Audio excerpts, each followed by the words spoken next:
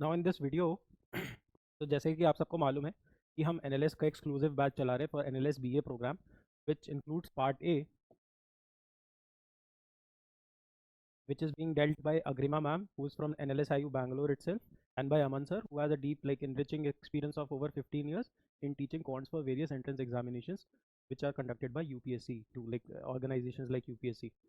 Baki, there's this part B, which is being taken by me, and I'm Sankalp,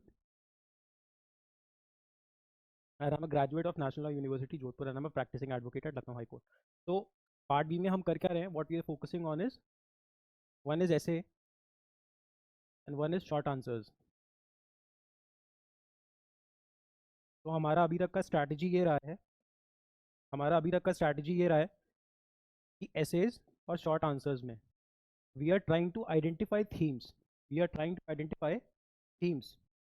और ऐसे बहुत सारे common themes होते हैं, अराउंड 50 थीम्स जो यूजुअली एग्जामिनर पूछता है. The themes are basically on environmental issues, since environment becomes a integral part of 21st century sustainable development, hence environmental issues are there. We can expect questions from security issues. So we're dealing with security also. Like while dealing with security, we are coming across organizations such as CCIT and various other treaties and different armed forces that India has, and its strategy to counter terrorism. So security issues can be there. We are of course practicing these. Then we can expect questions from social issues. अच्छा, यहाँ पे एक चीज़ I want to make it very clear कि जो आपका exam का brochure वगैरह आया है, तो they have like your syllabus. The syllabus clearly mentions that they'll be asking 15 marker 4 questions, and these 4 questions will be short answers. और इसमें शॉर्ट आंसर्स में दे क्लियरली मेंशन्ड कि इसकी जो थीम्स होगी would be from contemporary global issues and their influence on India. Now global issues can be from different multiple sectors. It could be from security point of view, it could be from environmental point of view. We can have questions coming from social issues, and not to forget, economy also plays a major part here. Economical issues, let's say some political issue. So what we are trying to do is that we are trying to figure out 8 to 10 themes in each of these topics, and we are trying to write answers based on them. तो उससे क्या होता है, हमारे पास एक buffer material तैयार हो जाता है. और जब ये material, when we have this material ready with us, when we are the gravy ready with us, exam में कैसा भी क्वेश्चन आएगा, we will try to fit in that very thing into this framework that we have already dealt in the classes. Now coming on to ऐसे में उन्होंने specifically बोल रखा है कि essays could be ranging from historical to economical to political to social issues. इसको भी हम ऐसे ही कर रहे हैं. We are trying to solve, let's say we are trying to figure out 35 और topics that are most probable to come in this year examination on 27th of April. बाकी आप ओरिएंटेशन लेक्चर देख सकते हो, where and I try to explain कि part A में क्या issues हैं, पार्ट ए में क्या क्वेश्चंस हैं, पार्ट बी में क्या क्वेश्चंस हैं, and how do we proceed about the course. बाकी मैंने अभी पार्ट बी का आपको एक शॉर्ट इंट्रोडक्शन दे दिया है. Now coming on to today's agenda.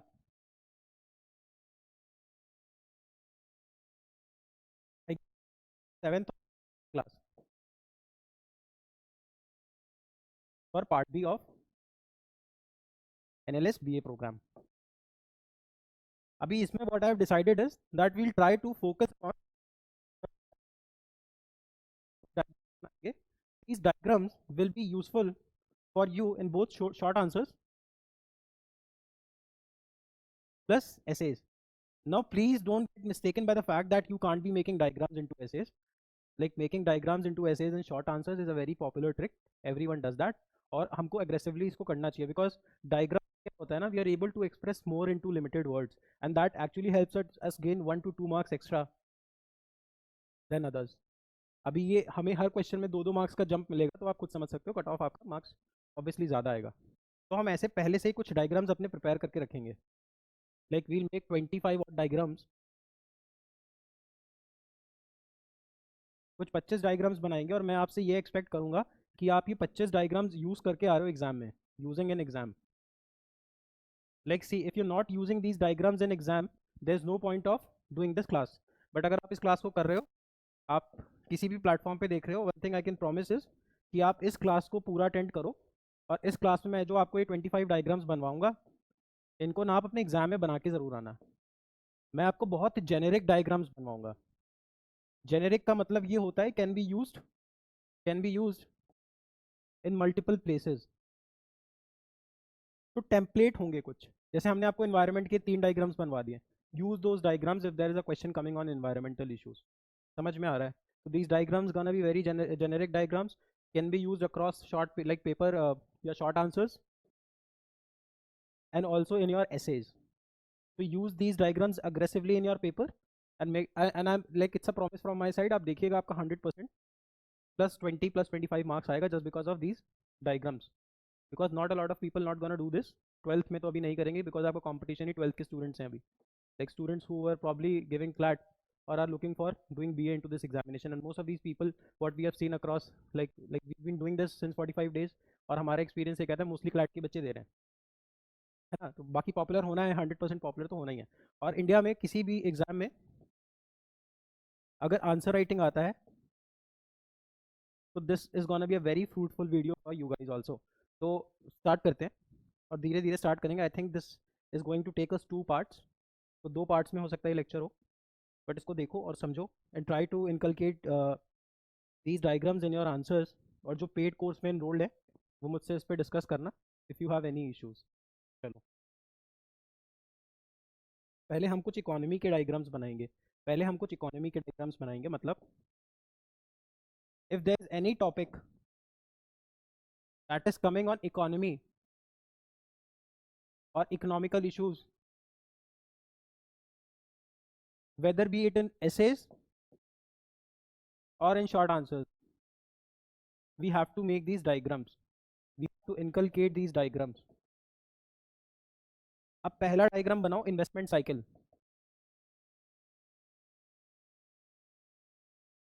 कहीं पे भी ग्रोथ की बात आए, कहीं पे भी इकोनॉमी को आगे ले जाने की बात हो, फ्यूचरिस्टिक अप्रोच दिखानी हो, वहां पे इन्वेस्टमेंट साइकिल बनाना जरूरी है। तो I tell you how do we make it. 12th में कॉमर्स होगा तो बहुत लोगों को मालूम होगा। लेक्चर को धीरे धीरे बढ़ने तो मैंने आपसे 25-30 डायग्राम्स बोले, लाइक गिव टाइम। सबसे पहले देखो आप लिखोगे यहाँ पे इन्वेस्टमेंट। नाउ अज्यूम मेरा एक फैक्ट्री है जहाँ पे मैं I have given employment to 10 people and suppose I am making 10 lakh pens which I am selling at rupees, let's say 1 crore। I have a factory wherein I have employed 10 people, 10 lakh pens is the number of pens that I produce, and I am able to generate a revenue of rupees, let's say 1 crore।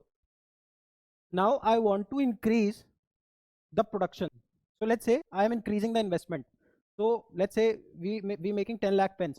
इस 10 lakh pen को बनाने में मान के चलते मेरा cost आया था 5 लाख रुपए। 5 lakh was my cost। अभी now I have increased the investment। Now since I am investing 10 lakh now, मैंने मान लो इन्वेस्टमेंट 10 लाख कर लिया, keeping all the things like constant. इतना सिंपल नहीं होता इकोनॉमी, बट मोटा मोटा भी कंसेप्ट समझो। तो 10 लाख रुपए मैंने मान लो डाला अब। तो now I would be producing 20 lakh pen. भाई 5 लाख में 10 लाख पेन बनाया तो 10 लाख में कितना बनाया? 20 lakh pen. And the revenue was 2 crores।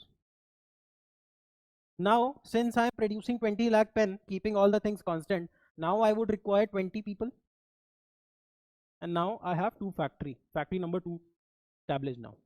Now since I increased the investment, my production increased from 10 to 20 lakhs। So increase in investment led to increase in production। Now since there was an increase in investment, the production also increased, and since the production increased, employment also increased। Now from 10 people we have 20 people being employed। अभी now since more people are being employed, now more people will have money into their pockets। अभी 10 लोगों के पास पैसा मिल रहा था, 20 लोगों को salary मिल रहा है। तो now since the investment increased, the production increased, production बढ़ा तो employment बढ़ा तो income बढ़ा, income level increases। Now since there is an increment into the income levels, जेब में ज्यादा पैसे हैं तो उस पैसे से या तो मैं सेविंग करूंगा either I would be saving my money or I would go and invest, or let's say I will go and spend it in the market. So I'll demand something. I'll demand something in the market. And since there would be an increased demand, the investor again would increase his investments. भाई market में demand बढ़ गई और investment बढ़ गया, तो investment बढ़ी, production बढ़ा, एम्प्लॉयमेंट बढ़ा, एम्प्लॉयमेंट से इनकम लेवल बढ़ा, इनकम लेवल से डिमांड बढ़ रहा है, और सेविंग अगर ज़्यादा होगी तो ये बैंक्स में जाएंगी। और बैंक्स का काम क्या होता है? बैंक्स लोन देते हैं। लोन किसको देते हैं? इन्हीं फैक्ट्री ओनर्स को, जो इन्वेस्टमेंट बढ़ाते हैं। तो this is your investment cycle. अब आप ये एक्सपेक्ट करके चलो एग्जामिनर को ये चीज़ आती है ना। मैंने कितनी सारी बातें बता दी एक डायग्राम में, एग्जामिनर को मालूम है, वो समझ जाएगा। आपको बनाना है, you have to make this diagram. अभी शॉर्ट में इसको बना लेते हैं और इसको याद कर लेते हैं IPEIS नाम से, इन्वेस्टमेंट साइकिल। जहां पे भी ग्रोथ की बात आएगी इकोनॉमी के किसी भी कॉन्सेप्ट में, we have to make this cycle. Investment leads to production, leads to employment, leads to income. Now income will lead to what? Demand and savings. So savings will go on to banks. Banks will again give this money to investors. Demand बढ़ेगा तो investment अपने आप बढ़ेगी. Now this is a what? Now this is what we call as a production, or investment cycle. मैंने ICOR वगैरह concepts आपको बताया होंगे एसेज में। अभी डायग्राम पे फोकस करना है इस क्लास में। तो हमने पहला डायग्राम समझ लिया इन्वेस्टमेंट साइकिल का, which is IPEIOS।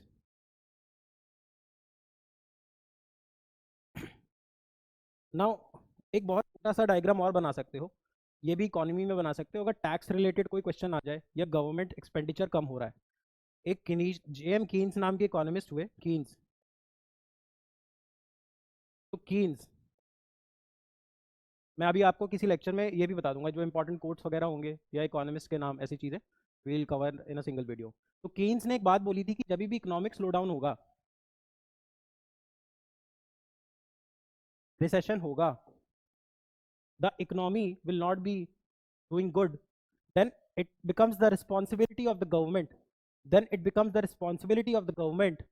to start spending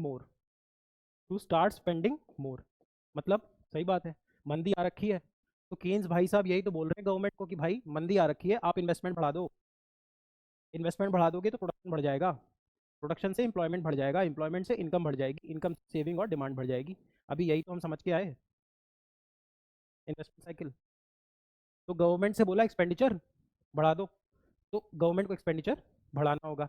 अब यहाँ पे देखो क्या होगा, गवर्नमेंट एक्सपेंडिचर तब कर पाएगी जब उसके पास टैक्स कलेक्शन अच्छा होगा। भाई गवर्नमेंट के पास पैसे कहाँ से आ रहे हैं?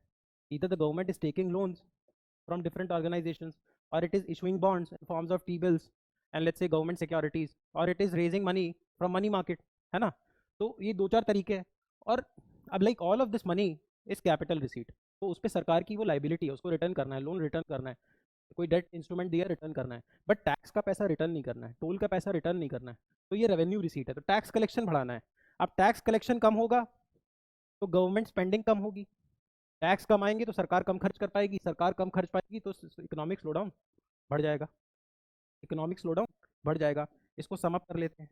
पहले लिखो economic slow down, economic slow down. फिर लिखो fall in tax collection, fall in tax collection. फिर लिखो fall in government spending, fall in government spending. अभी देखो तीनों चीजें हैं आपस में कितनी इंटर रिलेटेड है। भाई गवर्नमेंट की स्पेंडिंग कम होगी, अपने आप इकोनॉमिक स्लो डाउन आ जाएगा, इकोनॉमिक स्लो डाउन आ जाएगा, लोगों की जेब में पैसा आना कम हो जाएगा, जेब में पैसा कम हो जाएगा तो टैक्स कम हो जाएगा अपने आप। अब अगर टैक्स कम आएगा तो सरकार स्पेंड कम कर पाएगी, स्पेंड कम कर पाएगी तो इकोनॉमिक स्लो डाउन हो जाएगा। All of these three things are interrelated. ये एरो बना दोगे आप, ये एरो बना दोगे आप, और यहाँ पे चाहोगे तो लिख सकते हो कीन्स, कीनीजियन मॉडल, और अच्छा लगेगा। Very simple. वैसे खैर कीन्स ने टैक्स की बात नहीं की थी, कीन्स ने तो सिर्फ ये रिलेशन स्टैब्लिश किया था, भाई गवर्नमेंट स्पेंडिंग कम हो जाएगी, इकोनॉमिक स्लो डाउन हो जाएगा। So he was asking the government to spend in case there is economic slow down. यही हमने कोरोना में किया था, कोविड-19 के टाइम पे, when there was economic slow down, the government had release a package of ₹20 lakh crore. मुझे नहीं पता वो इम्प्लीमेंट कैसे हुआ, लाइक ऑब्वियसली मैंने पढ़ा तो था ही, बट धरातल पे वो कहाँ पहुंचा, कैसे पहुंचा, because a lot of aspect of the budget was also there, तो उतना क्लीन तो नहीं था, बट फिर भी सरकार ने 20 लाख करोड़ खर्च किए थे because of this Keynes model. आगे चलते हैं। इसके बाद now there comes this concept of fiscal responsibility. Fiscal responsibility,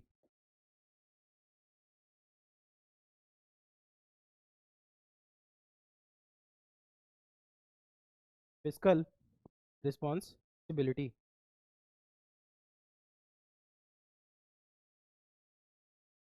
fiscal responsibility क्या है? देखो ना, इंडिया में जो मनी सप्लाई है, इंडिया की जो मनी सप्लाई है, the amount of money that is deposited into various banks, scheduled commercial bank, इतना टेक्निकल नहीं जाना है, बस बता दे रहा हूँ, post office, the money which is in the pocket of the citizen of India, या उनके बैंक अकाउंट्स में, तो उसको मनी सप्लाई बोलते हैं। इकोनॉमिक्स के बच्चे समझ रहे होंगे, हमें तो समझने की जरूरत नहीं है, इकोनॉमी डोमेन पढ़ेंगे तो वील अंडरस्टैंड। तो मनी सप्लाई जितना मार्केट में होता है, इसको हम कम करते रहते हैं या बढ़ाते रहते हैं, इसको बोलते हैं open market operations by RBI. पढ़ना नहीं है, बस याद कर लो। Repo rate, reverse repo rate, जिससे ना आरबीआई आपकी मनी सप्लाई पे कंट्रोल रखता है कि अगर इंटरेस्ट रेट मार्केट में मनी ज़्यादा है तो इन्फ्लेशन हो सकता है, सबकी जेब में पैसा है, तो आप क्या वो क्या करेगा, इंटरेस्ट रेट बढ़ा देगा। इंटरेस्ट रेट बढ़ा देगा तो the lending capacity of the bank will decrease, and since the lending capacity of the bank will decrease, the money supply will also decrease. तो टूल्स होते हैं। जब ये चीज़ आरबीआई करती है, it is called as monetary policy.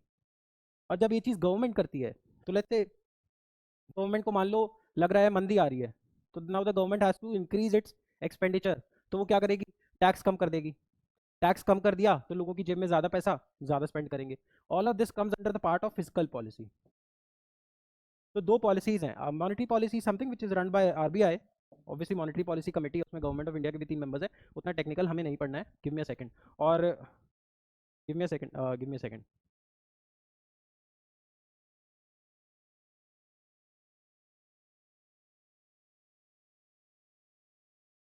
तो अभी मॉनेटरी, एक कॉल आ गया था, सॉरी।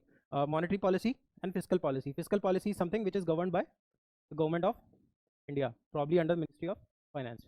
तो अभी फिजिकल रिस्पॉन्सिबिलिटी पे बात आते हैं, मतलब हमारे सरकार की भी कुछ फिजिकल रिस्पॉन्सिबिलिटीज बनती है ना, क्योंकि देखो government will keep on changing in every 5 year, तो हमें इतना फिजिकल प्रूडेंस बनाना पड़ेगा ना। मान लो जैसे सरकार आई, सरकार को पता है 5 साल बाद फिर आना है, तो सरकार ने ऐसी जगहों पे एक्सपेंडिचर कर दिया जिससे लोग तो खुश हो गए, पीपल वर हैप्पी, टीवी बांट दिए, बट उससे ना जो आपका प्रेशर है वो किस पे पड़ गया, अल्टीमेटली टैक्स पेयर पे ही पड़ गया।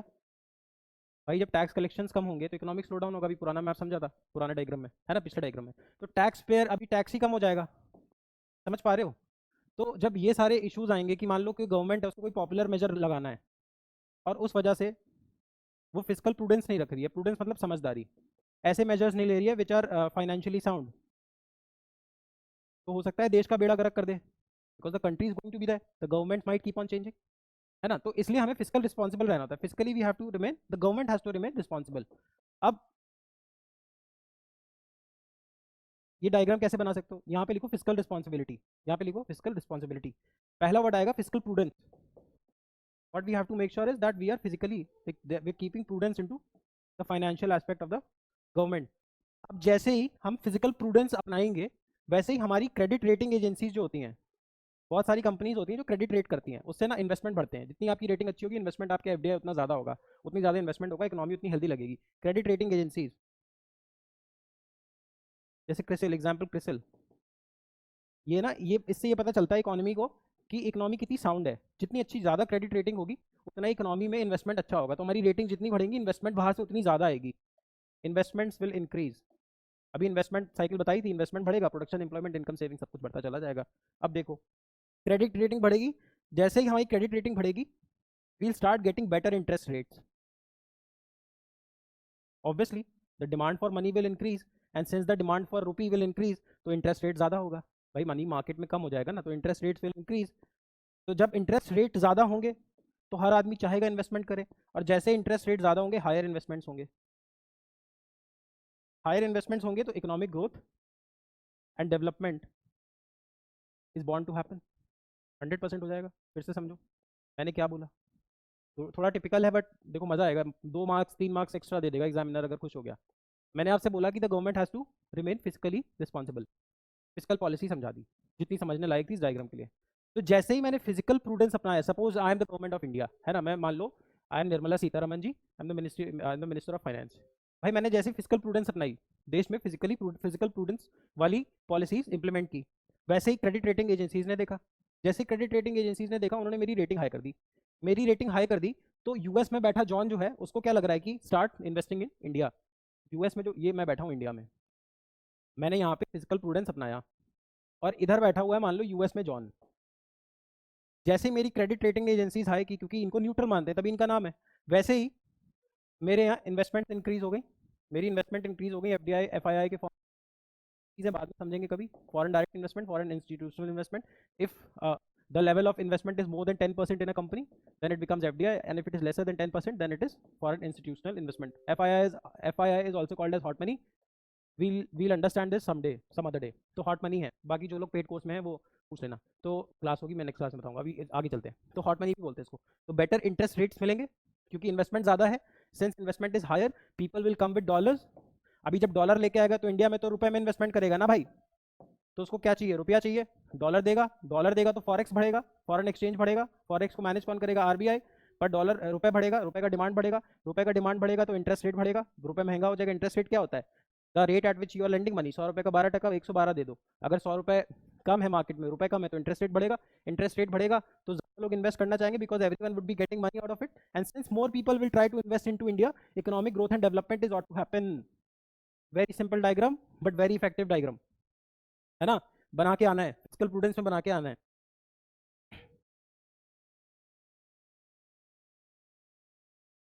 अभी एक डायग्राम बनाते हैं जिसमें हम टैक्स को और डेवलपमेंट को रिलेट करेंगे। और डेवलपमेंट, ये दोनों कैसे रिलेटेड है आपस में। अब टैक्स को जब भी हम अकाउंट करते हैं तो हम टैक्स को जीडीपी के साथ देखते हैं। GDP, I am assuming everyone understands, gross domestic produce, ठीक। तो एक टाइम में ली जाती है, विद इन ईयर ली जाती है, गुड्स एंड सर्विसेज दोनों लिए जाते हैं, डोमेस्टिक टेरिटरी ली जाती है, तो सबको समझ में आता होगा जीडीपी क्या है। Now there is this thing called tax to GDP ratio. If a country has a low tax to GDP ratio, मतलब कंट्री प्रॉब्लम में है कि जीडीपी तो आ रहा है, प्रोडक्शन तो हो रही है, बट टैक्स कलेक्शन कम है। तो low tax to GDP ratio अगर होगा तो वो डेवलपमेंट पे कैसे इंपैक्ट डालेगा, we'll try to make this. अभी अगर if let's say the tax to GDP ratio is less, कम टैक्स मिल रहा है जीडीपी के अकॉर्डिंग, तो the government expenditure on human capital will decrease, obviously. क्यों भाई, ऐसा क्यों हो रहा है, सही बात है। Capital is of two form, capital का मतलब anything that gives you return. एक होता है सोशल कैपिटल, एक होता है फिजिकल कैपिटल। फिर ह्यूमन कैपिटल, सोशल, देखो एक होता है physical capital, anything that I possess which is tangible, या मटेरियलिस्टिक चीज, ये माइक हो गया, ये बोर्ड हो गया, कार हो गई, है ना, तो all of these are physical assets, ठीक, फिजिकल कैप। अब सोशल कैपिटल क्या होता है, जो आप समाज में एक दूसरे के साथ रिलेशंस रखते हो, वो कितना ज़्यादा बेटर है, that is social capital. And human capital is what, social infrastructure जैसी चीज़ है कि आपके एक ह्यूमन पे कितना पैसा इन्वेस्ट हुआ है, ताकि it can become a capital, it can start performing, it can become an asset. कि इतना स्कूलिंग करा, इतना एजुकेशन करा दिया है कि अभी now he is earning into, he is earning a lot of money, तो now the person can be termed as human capital. एक नॉर्मल आदमी को डॉक्टर बना दिया, ह्यूमन कैपिटल। नॉर्मल आदमी को एडवोकेट बना दिया, human capital. And now coming on to second point, अब अगर टैक्स कम आ रहा है, टैक्स कम आ रहा है तो फिजिकल डेफिसिट हाई होगा, high physical deficit. Physical deficit क्या होता है यार, फिजिकल डेफिसिट ये बस ऐसे समझ लो कि गवर्नमेंट ऑफ इंडिया पहले अपना एक्सपेंडिचर देखती है, फिर अपनी इनकम देखती है। लोग उल्टा करते हैं, लोग पहले अपनी इनकम देखते हैं कि let's say I am earning 3 lakh rupees a month, then I will see my income, then I will try to make my expenditure according to that. But सरकार क्या करती है, पहले देखती है एक्सपेंडिचर कि महीने का 5 लाख का खर्चा है, फिर वो देखेगी अब लाने कहाँ से हैं। 3 लाख आ गए तो 2 लाख लोन ले आओ, है ना, वो जो 2 लाख लोन ले आओ वही फिजिकल डेफिसिट है। वो जो घाटा है, जो एक्सपेंडिचर माइनस इनकम का जो घाटा आ रहा है, वही है फिजिकल डेफिसिट। अब भाई देखो, जब टैक्स ही कम आएगा, एक्सपेंडिचर तो उतना ही रहना है, इनकम कम हो गई, इनकम कम हो गई, ये बढ़ गया तो फिजिकल डेफिसिट बढ़ गया, तो हाई फिजिकल डेफिसिट हो जाएगा। सेकंड पॉइंट,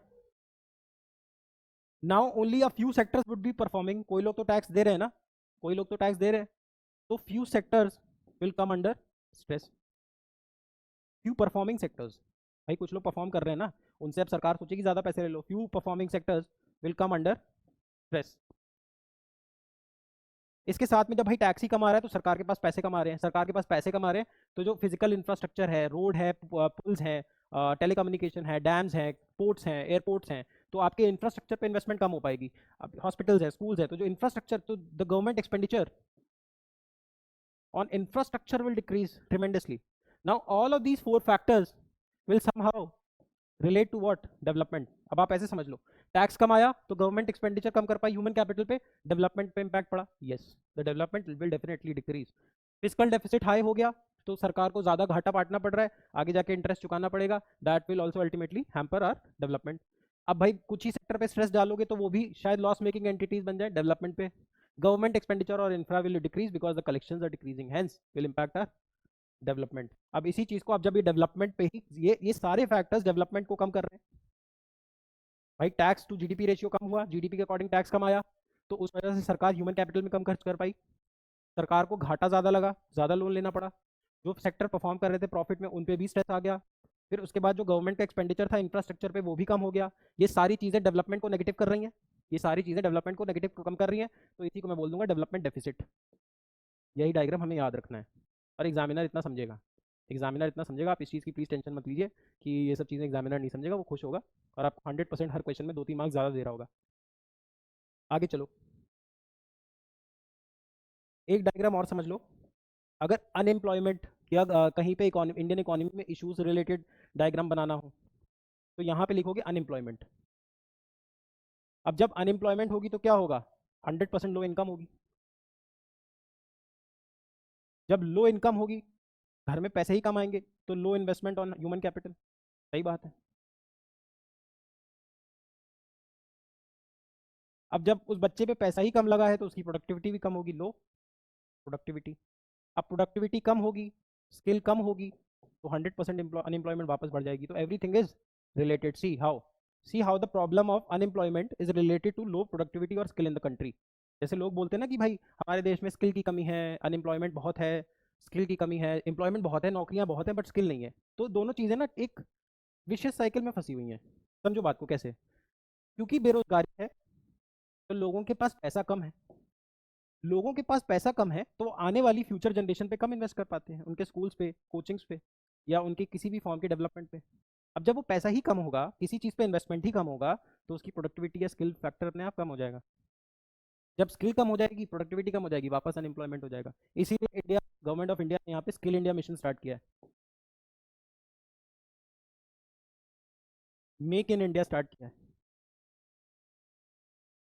और बाकी आप पीडा एमपीडा जैसी तमाम चीज़ें सबको पता है, वो तो है ही। ठीक है, ये डायग्राम समझ में आया? ये डायग्राम समझ में आया? चलो आगे बनाओ।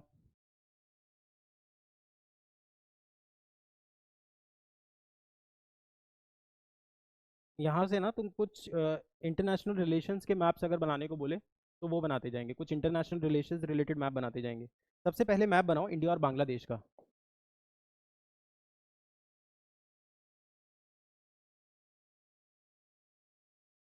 अगर मान लो कोई इशू आता है या इंटरनेशनल रिलेशंस में नेबरहुड फर्स्ट पॉलिसी मैंने करा रखी है, एक्ट ईस्ट पॉलिसी करा रखी है, कोई भी ऐसा क्वेश्चन आता है तो वहाँ पे ये बनाना ही बनाना है, तो मेक इट।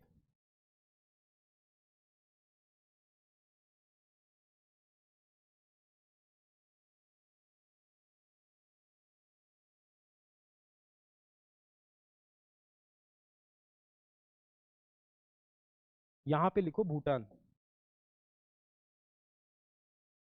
यहाँ पे लिखो भूटान, यहाँ पे लिखो नेपाल, और यहाँ पे बनाओ Bangladesh. Now see this is India. Now this is what we call as the chicken corridor. मतलब इतने मुर्गे की जैसे होती है, तो ऐसा बोला जाता है कि इतना पतला एरिया है कि अगर इसको काट दिया तो ये डिसइंटीग्रेशन हो जाएगा इंडिया से, चिकन कॉरिडोर।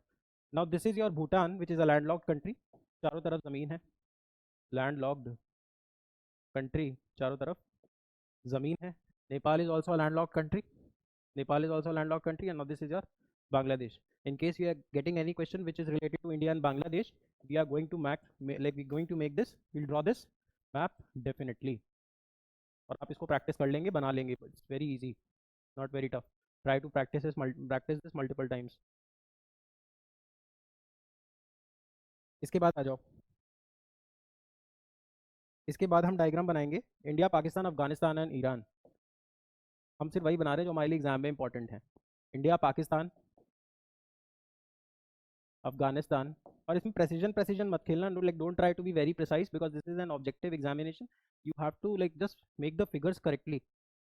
ऑब्जेक्टिव वहाँ पे कुछ है नहीं. You just have to like make sure that the examiner is able to understand what we are trying to convey. एक मैप बनाया किसका. तो सबसे पहले तो हिंदुस्तान का मैप बना लोगे.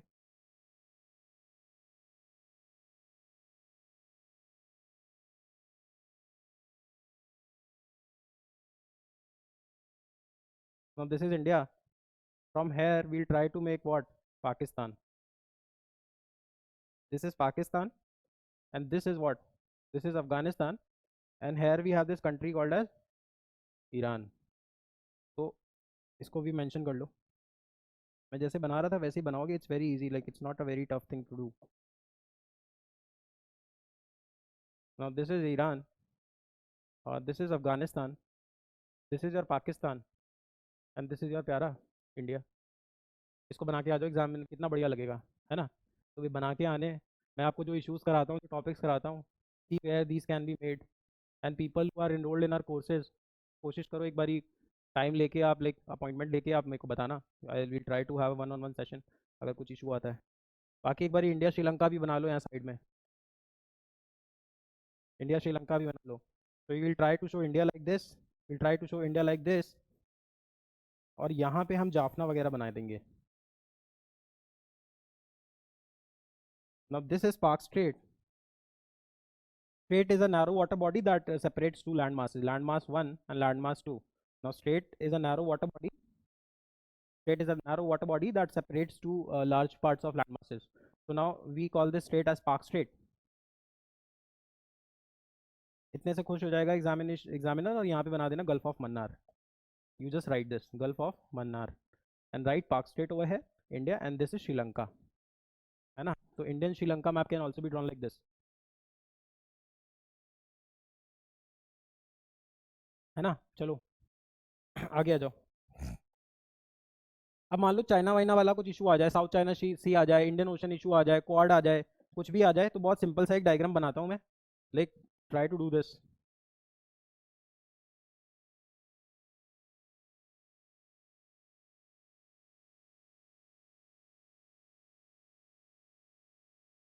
Just simply do this. अगर इंडियन ओशन रीजन का क्वेश्चन आ जाए, इंडियन ओशन रीजन का सिक्योरिटी इशू कुछ आ जाए, तो ये बना के आ जाना है. इंडियन ओशन रीजन रिलेटेड कोई भी सिक्योरिटी इशू आ जाता है तो हमें सिंपल सा ये डायग्राम बना के देना. Obviously we'll make this in a box.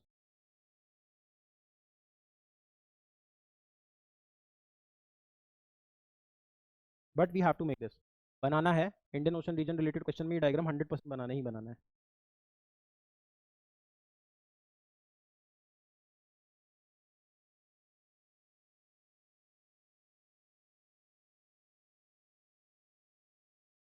बाकी देखो इंटरनेशनल ऑर्गेनाइजेशंस में ये 2-3 बना लो, 2-4 बचेंगे. इकोनॉमिक्स में मैंने आपको 4-5 बता दिए. I think we have a class tomorrow also, तो we'll try to cover certain topics there also. कुछ मैप्स हम वहाँ पे भी बनाएंगे और इसको कंप्लीट करने की कोशिश करेंगे. बाकी आपको पार्ट ए में कुछ इशू आ रहा है तो you please contact your faculty concern. आपके पास नंबर्स होंगे. पार्ट बी में कुछ इशू आता है तो आप हर सर को रीच आउट कर सकते हो. और कोई भी प्रॉब्लम आती है तो do let us know and tell us how this class was. बाकी एक चीज़ मैं आपको बता देता हूँ, वो सारे बच्चे जो NLS BA का एग्ज़ाम 27 अप्रैल को देना चाहते हैं, उनके लिए हमारे पास एक ऑल एक्सक्लूसिव कोर्स है. You can go and visit our website like, और you can directly install our app. आप सीधे ऐप इंस्टॉल करो. ये वीडियो शायद यूट्यूब पे जाए, अगर जाता है तो डिस्क्रिप्शन में आपको ऐप का लिंक होगा. आप ऐप के लिंक को like install that app. iOS में भी है, एंड्रॉयड में भी है. और उसके बाद वहाँ पे आपको एक NLS BA का प्रोग्राम दिखेगा जहाँ पे we covering part A and part B exhaustively, so that you have nothing to be done from your end, मतलब मेहनत तो करना ही, ऑब्वियसली पढ़ना तो है ही, बट समझने या सीखने के लिए कुछ नहीं करना है। और कॉम्प्रिहेंसिव कोर्स है, good faculty are taking this course, and in case you are willing to enrol in this course you can do them. और क्योंकि रिकॉर्डेड लेक्चर्स हैं तो रिकॉर्डेड भी देख सकते हो, so that if you are enrolling after board examination आप पूरा देख लो। And we'll practise, like we'll practise around 10 mock test है, और आंसर राइटिंग की भी प्रैक्टिस करेंगे। और पार्ट भी तो मैं पूरा एक्सक्लूसिवली लेता हूँ, तो अगर आपको समझ में आ रही हैं चीज़ें, बिकॉज इसका बहुत अच्छा रिव्यू आ रहा है, not saying this because I am taking this, but I am getting a very positive feedback for part B, आपको लेना है तो you can go and take a course. Thank you so much.